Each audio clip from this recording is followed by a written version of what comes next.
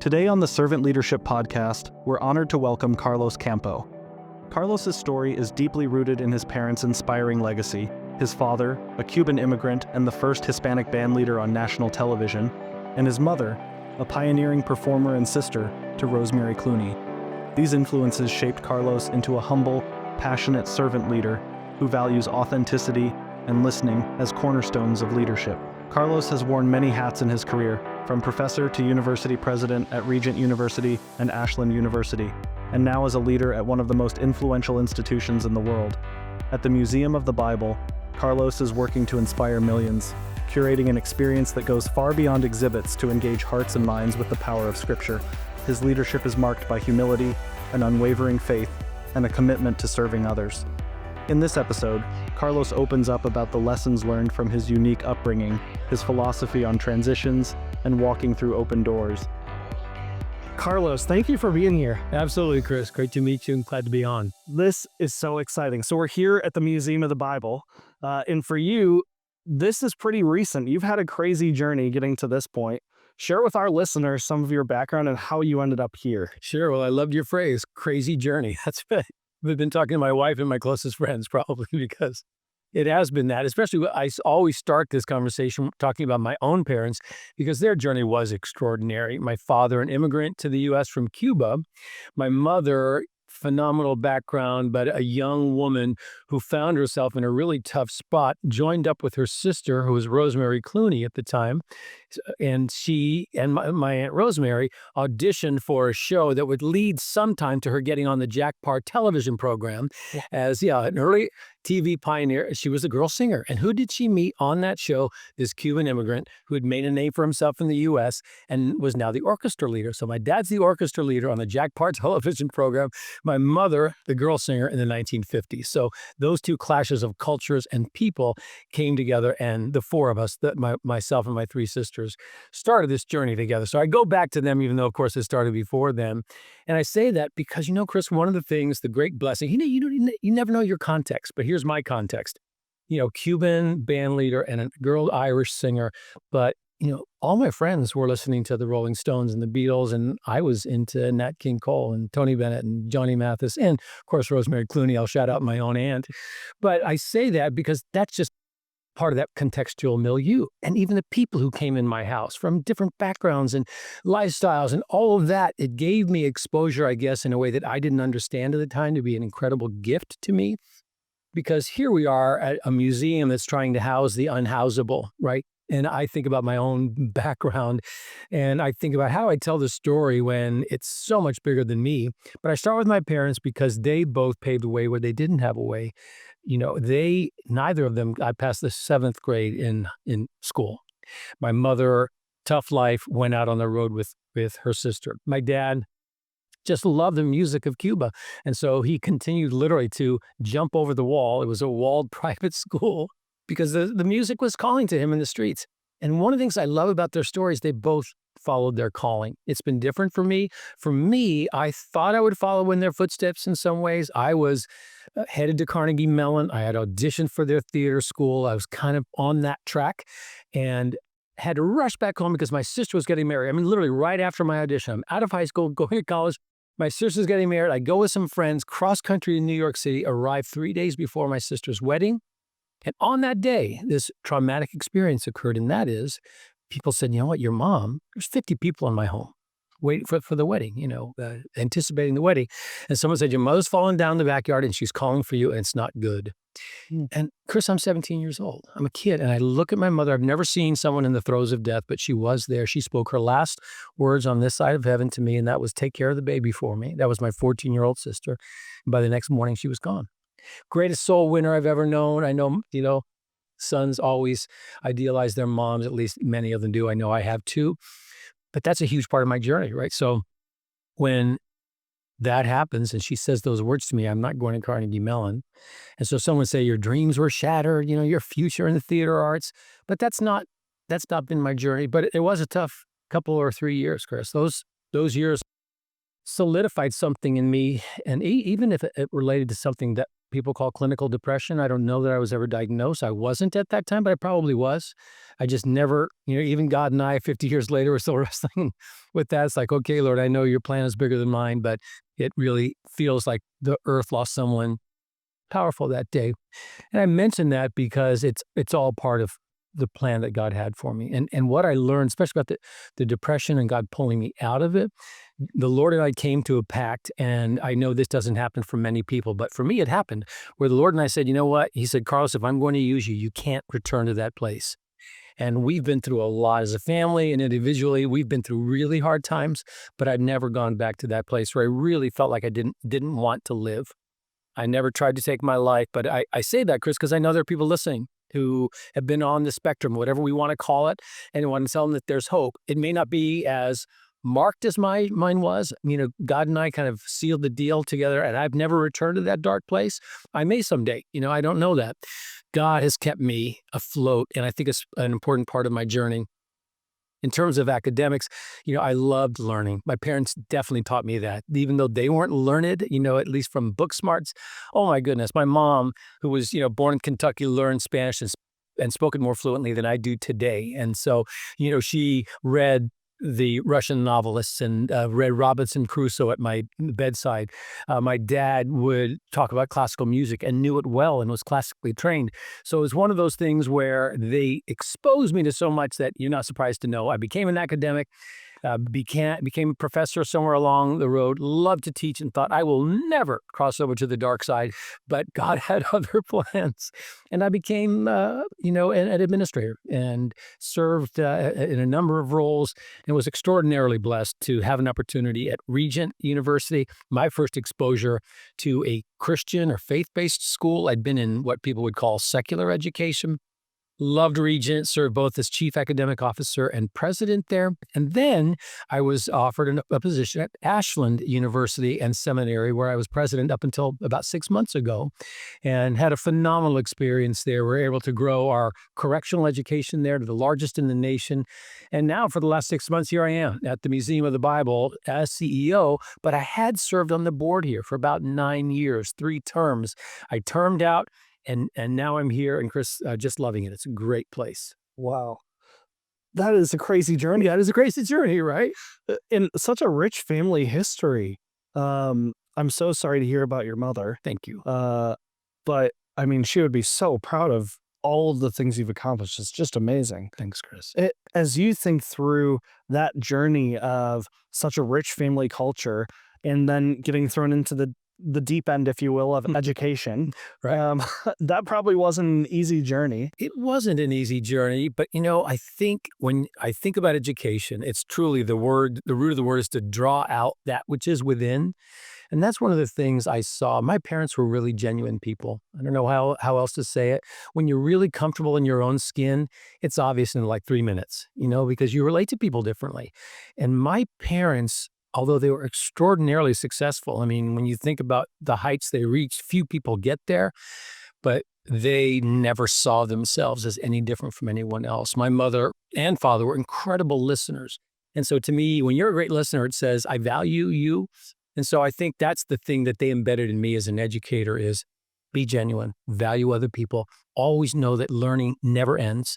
And those simple lessons are things I've been able to take with me. Well, those are amazing lessons. And on this podcast, we talk a lot about servant leadership. Yes. And this concept of servant leadership. How do you think your parents instilled this servant leadership mentality in you? Because it seems just part of who you are. Well, it's funny because even just knowing they were humble people, that to serve, you got to be humble. I don't know how else to say it. And so they were both humble people, very relatable people. I remember, I could almost say I could remember the day I first heard that phrase. And when I heard the phrase and understood more what it was about, I said, gosh, I've known this.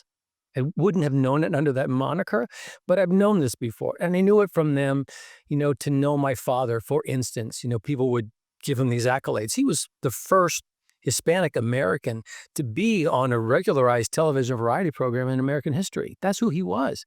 But if you gave him those accolades and said, you should be in the Hispanic Hall of Fame, no, my son always had that accent till the day he died. My son, I'm nobody, my son. God has been so good to me in my life, but I'm nobody. I grew up as an unknown, and that's the way I would like it, you know. So I learned that about both my parents, and I think when I first heard that phrase, I said, "Gosh, I was blessed to have known that through them." Wow. That sense of humility is just unbelievable. Do As people are listening, sometimes, especially people in your family's situation where your parents both have extreme accolades, and then similar, you've had a great journey where you've got some amazing accolades. I think people listening sometimes feel like the accolades are what make them who they are. Right. How do you see that play out? Because it sounds like that just hasn't been the case.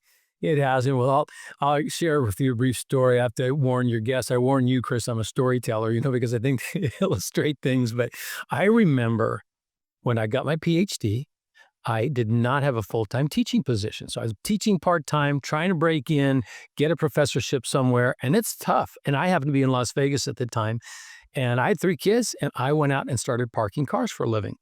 And I remember parking cars and really grousing at that moment because exactly as you said, you know, how do you not tie what you do to who you are?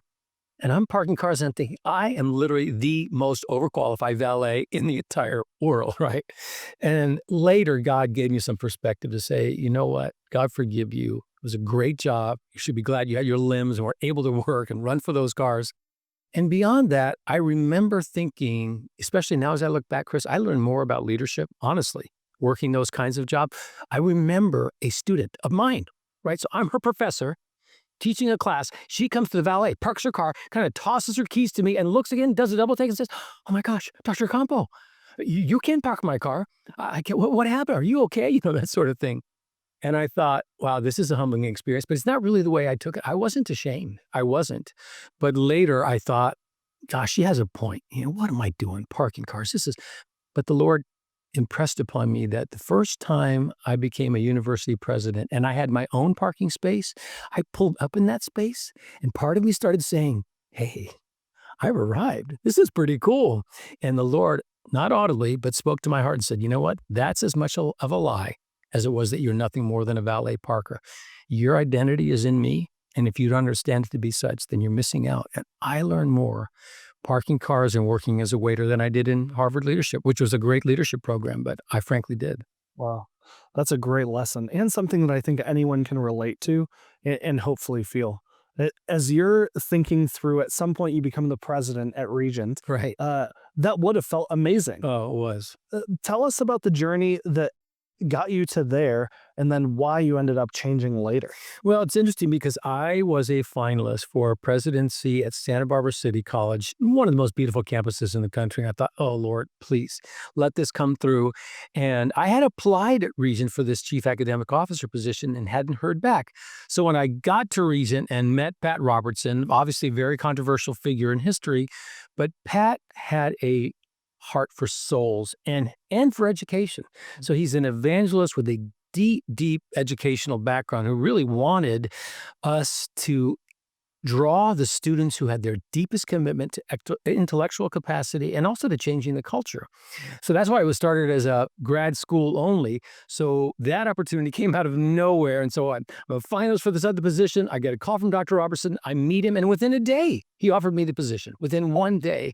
And I'd never experienced anything like that before. And my years at Regent were just extraordinary and fully unanticipated and undeserved in so many ways. But what I loved about Regent, this whole idea, Chris, you know, I've been in the college environment, honestly, my entire adult life. And this is what I found. So many students are there because they feel they're fulfilling someone else's expectation. My parents want me to be here, or, you know, I just think it's the thing to do.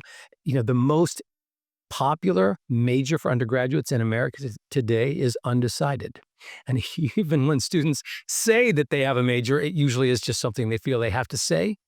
And when I got to Regent, I didn't feel that. Yeah, not every kid had it together. Sure, of course, people were struggling and they didn't know the direction, but they did have a sense of purpose. They did have a sense that there was such a thing as purpose, right? This idea that I'm not just the product of time and chance. So that opportunity was extraordinary, beautiful campus setting, and great young men and women who really were committed to a sense of purpose. Wow. It seems like it was just the dream job. It was. It is. When people are in a position where they might be they might be stuck in a situation where they feel like they can't get out, but sometimes they're in a situation that feels like if I give this up and pursue something else and that other thing doesn't work out, I might have lost something great. How do you deal with knowing transition and when is the right time to transition? What a great question. I know it may sound a little bit trite and over spiritualized to say you really need to hear from the Lord on these things. But one of the things I heard long ago, Chris, that I really do believe, this idea that God is with you, whether you turn to the left or turn to the right. Now, let me be clear. There is a turning that can take us away from the Lord and out of his will. So I get all of that. But, I used to think that God's will was this tiny dot on the map. And I used to think, gosh, if I'm standing outside of that dot, I missed it. Right. But does God care that I buy a Ford or a GMC? Probably not so much. And on these jobs, here's what I know. God was with me, whether I went, and took a chance. So this is, and you hinted at that. I thought that was an excellent thought. The Lord is with you. If you are feeling an urging, this is what I know about the God I've served for 50 some years. And that is, he doesn't open doors to tempt you. That's not God.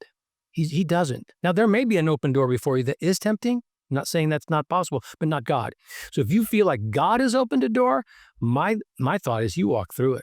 My philosophy, and my wife and I, because we are one after 44 years, you know what, Lord, you open doors, we will walk through them.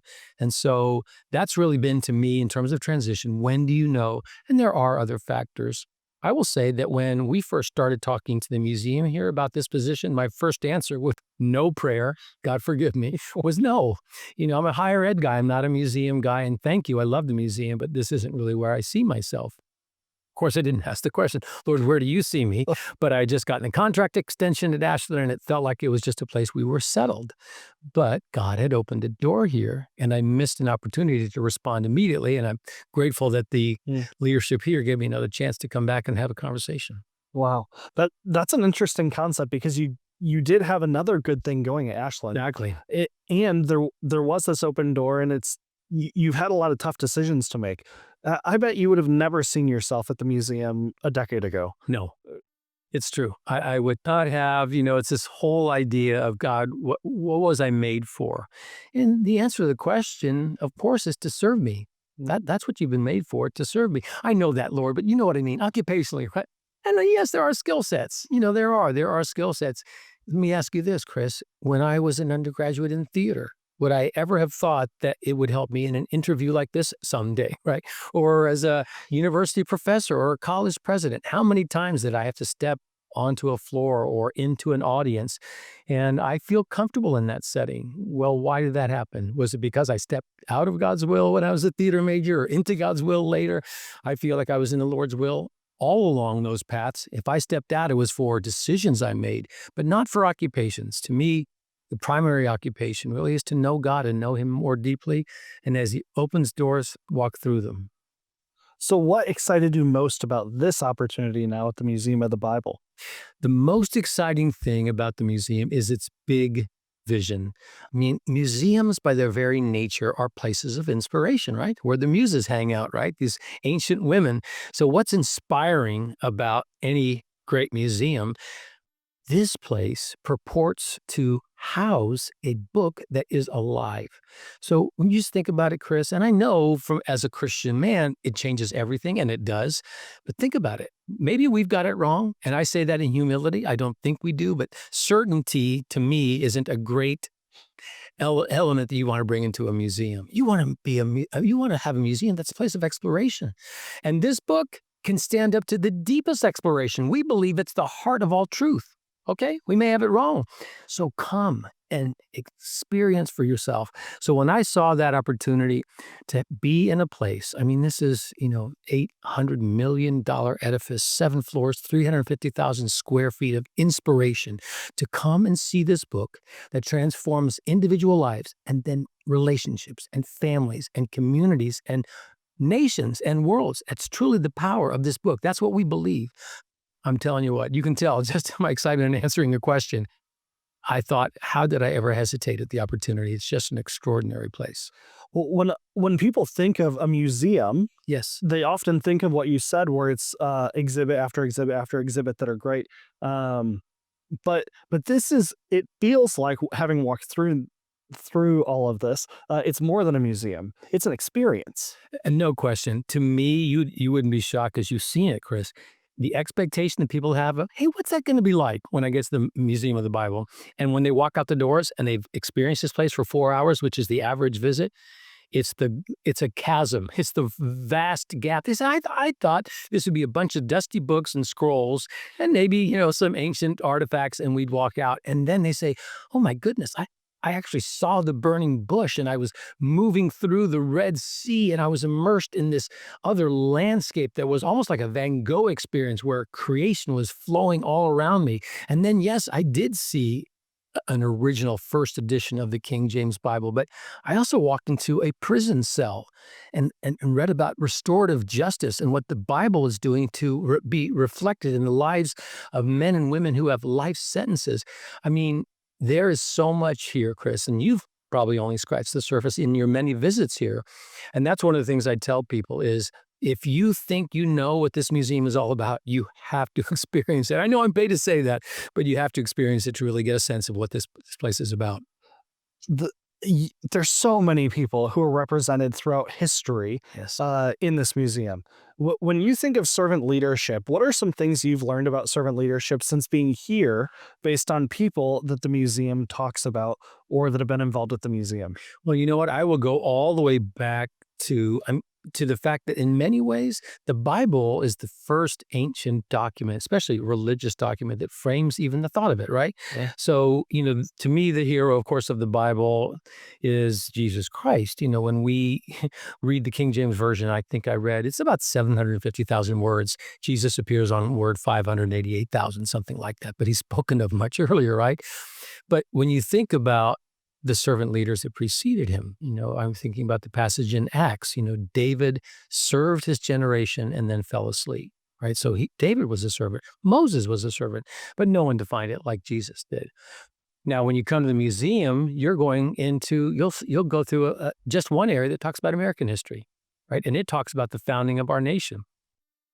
I will tell your listeners that you must come back in 2026 because that's the 250th anniversary of our founding. You're going to see, I hope, one of the most extraordinary exhibits that makes this tie between this book, the Bible, and the founding of our country.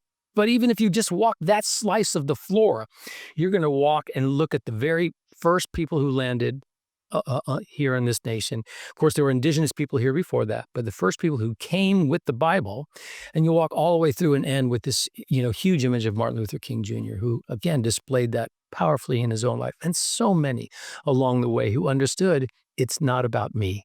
That simple line that opens Rick Warren's phenomenal book, right? It's not about you. Is that through line of action that you would read in American history if you came here to see it at the museum.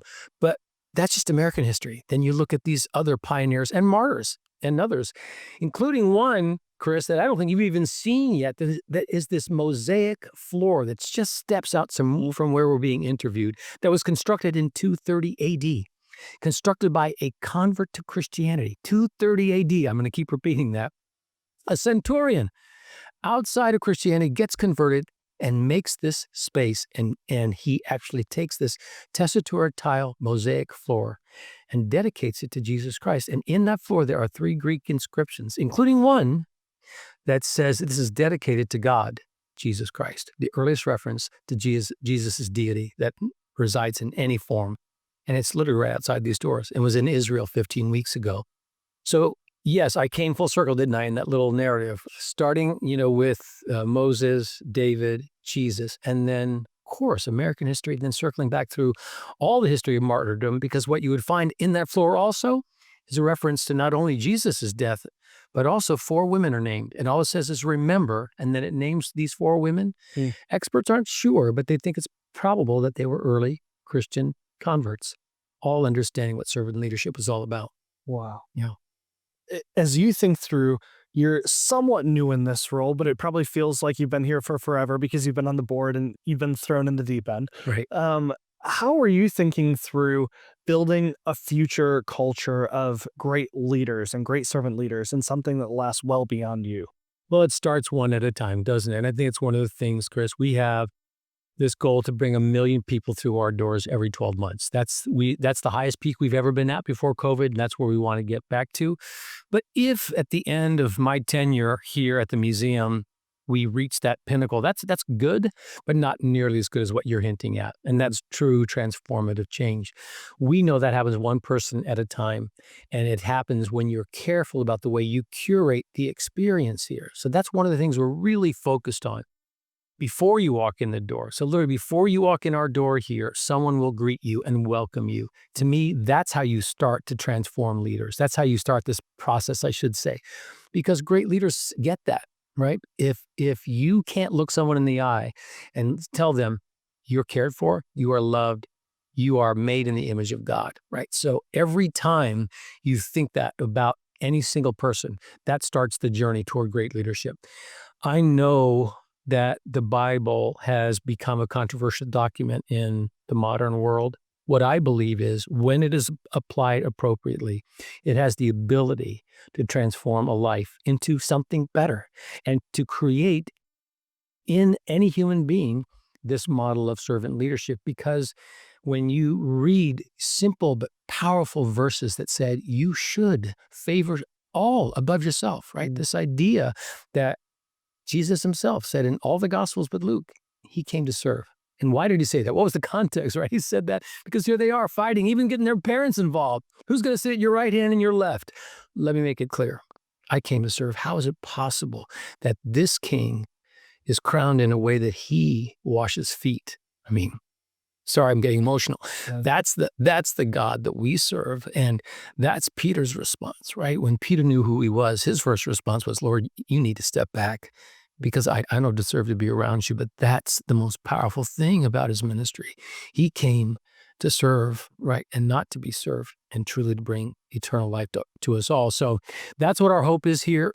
And we have a very separate mission in a way, don't we, Chris? Because, we don't proselytize in this museum overtly because we don't have to. The book says what it needs to say to everyone who's open to it. We invite people to come, and we know if we invite people to come and we expose them to the power of this book, that God and his Holy Spirit will do the rest. Wow.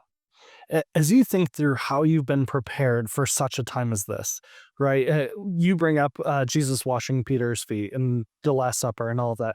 In John 13:7, Jesus says to Peter, you may not understand what I'm doing, but later you will. And that's as he's washing Peter's feet, right? Yeah. And it's this beautiful portrayal of Peter has no idea what God has in store for him still, even after walking with him so many years. You're in a similar position where it's like, you may not understand what I'm doing, but later you will. That maybe Jesus has spoken to you like that almost.